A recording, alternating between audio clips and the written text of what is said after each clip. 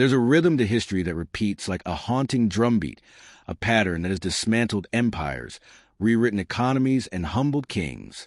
Every nation that printed its way to prosperity eventually printed its way to collapse. Ancient Rome did it with silver, Germany with paper, and America, perhaps, with pixels. Yet here we are in 2025, standing at the edge of an economic experiment the world has never seen before, one where inflation might finally be tamed not by restraint, but by technology. Could this be the first time humanity escapes the curse of inflation? Or are we just engineering a more sophisticated illusion? Inflation is more than rising prices on a grocery list. It's a silent erosion of trust. It doesn't just make your money worth less.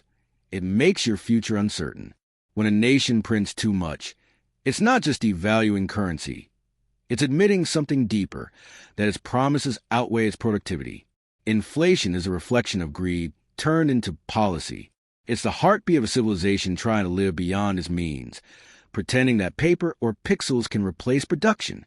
And through every age, that illusion ends the same way: collapse, reset, and renewal.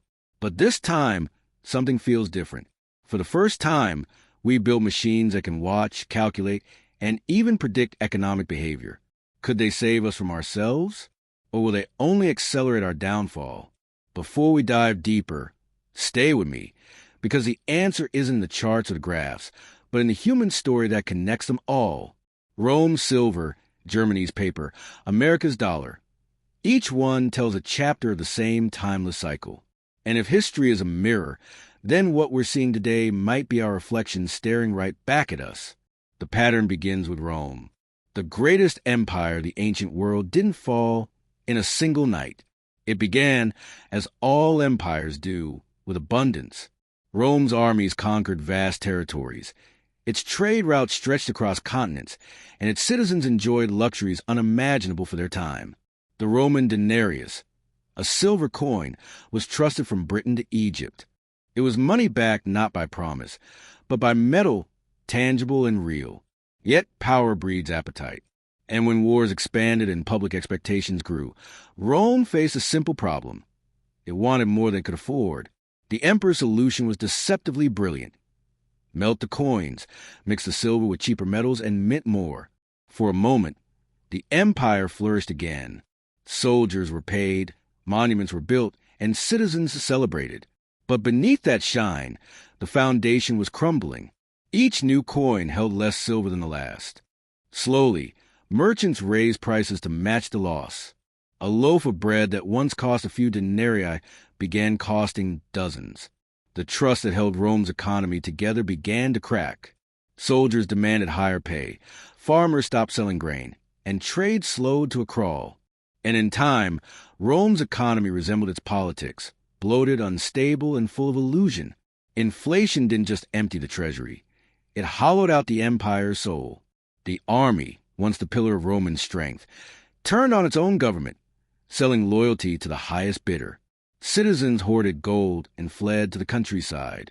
The empire's grandeur faded, replaced by chaos. The Roman lesson echoed centuries later in Germany, this time not with silver, but with ink and paper. After the First World War, Germany was shattered, humiliated, and forced to pay reparations so crushing they could only be described as punishment, not justice. Faced with debt it could never repay, the German government turned to the printing press. The idea was simple. If you can't earn wealth, create it.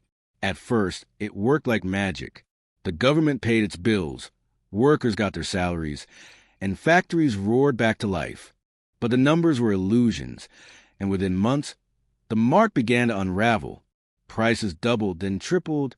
People rushed to spend money before it lost value. A loaf of bread that once cost 1 mark soon cost billions. Photos from that time show people pushing wheelbarrows of cash, children playing with stacks of worthless notes. It wasn't just inflation, it was a death of meaning. Imagine earning your life savings over decades, only to watch it vanish in a week. That psychological shock scarred Germany forever. It wasn't just an economic collapse. It was a collapse of trust in government, in currency, and in fairness itself.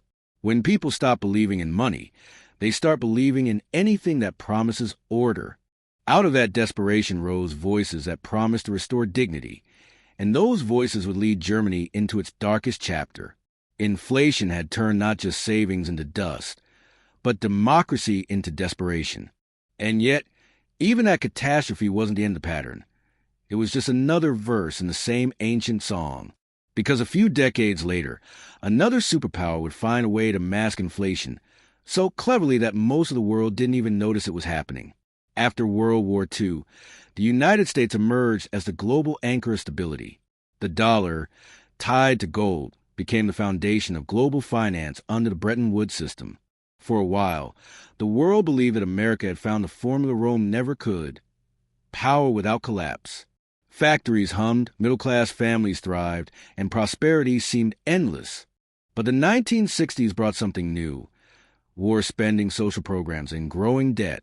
The U.S. printed more dollars than it had gold to back them.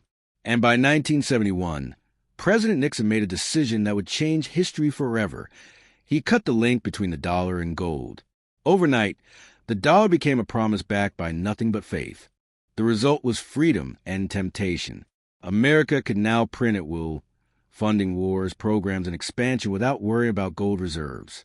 Inflation surged in the 1970s, leading to oil crises and public outrage. But the U.S. did something genius. It turned inflation into an export. Through the petrodollar system, oil-producing nations agreed to trade in U.S. dollars, ensuring global demand for the currency. The world needed dollars to buy energy, and America could print them endlessly. Inflation didn't disappear. It spread across the world. For decades, the U.S. managed what no empire before could. It delayed the consequences. Globalization became its shield.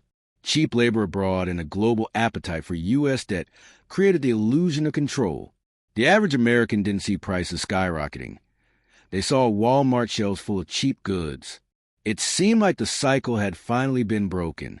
But beneath that illusion, the same forces were brewing: inequality widening, debt exploding, and wealth concentrating. The Roman trick had gone digital. And then came the 21st century, the era of synchronized printing. After the 2008 financial crisis, the world's central banks unleashed a new tool: quantitative easing. Instead of coins or notes, they created digital money by typing numbers into screens. Trillions flowed into the system, rescuing banks and stabilizing markets. Inflation didn't appear, not right away, because most of that money stayed trapped inside the financial system, inflating assets instead of groceries. When COVID-19 struck, the printing presses, now digital, went into overdrive. Stimulus checks, corporate bailouts, and government spending reached levels no economist could have imagined. Yet, the collapse everyone expected didn't come. Technology absorbed the shock. Online commerce, data-driven banking, and global supply chains masked imbalance. People believed they discovered a new economic law: we can print without pain. But pain doesn't disappear, only hides. By 2022, the illusion began to fracture. Supply shortages, price spikes, and global unrest revealed what had been brewing beneath the surface. Inflation had returned, not as a monster from the past, but as a digital storm. Governments raised rates, markets trembled, and the illusion of endless growth began to fade. The cycle had reset once again.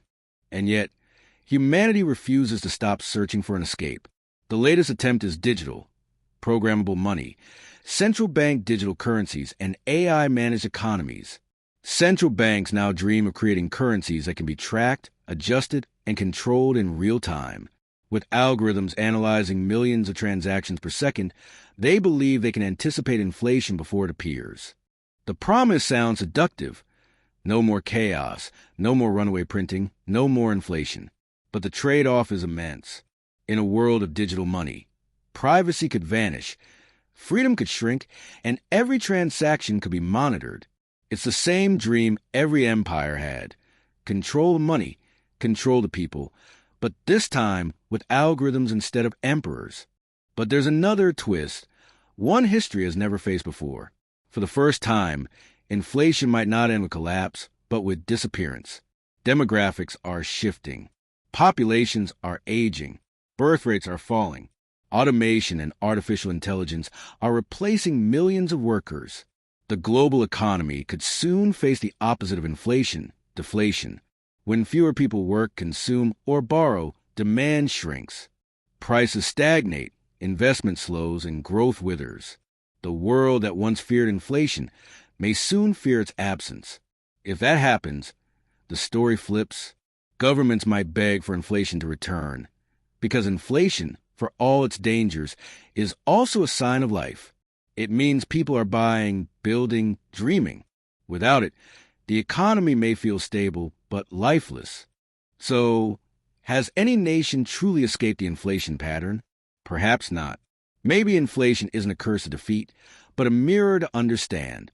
It reflects our choices, our greed, our ambition, our faith. Rome's silver, Germany's paper, America's digital dollar. Each is just a different mask for the same human impulse to want more than we earn. And no algorithm, no policy, no promise has ever rewritten that instinct. The cycle will repeat, not because history demands it, but because we do. Every generation believes it's smarter than the last. Every empire believes its system is too advanced to fail. And then, quietly, the printing begins again. Inflation doesn't roar, it whispers in stimulus bills and interest rates, in the quiet justification that this time is different. But it never is. The forms change, from coins and notes, from screens to code, yet the story remains the same, the illusion of endless wealth and the reckoning that follows. So, as you check your bank balance or watch markets rise and fall, remember this. You're not just watching numbers. You're watching faith itself, the world's most powerful, invisible currency. And faith, once broken, takes generations to rebuild. Maybe no nation can ever truly escape inflation, because inflation isn't about money at all. It's about trust. And trust, once lost, always finds its way back into history's rhythm. If this story made you rethink what's really behind your money, hit subscribe, because the next chapter is already being written in real time by algorithms deciding the value of your tomorrow.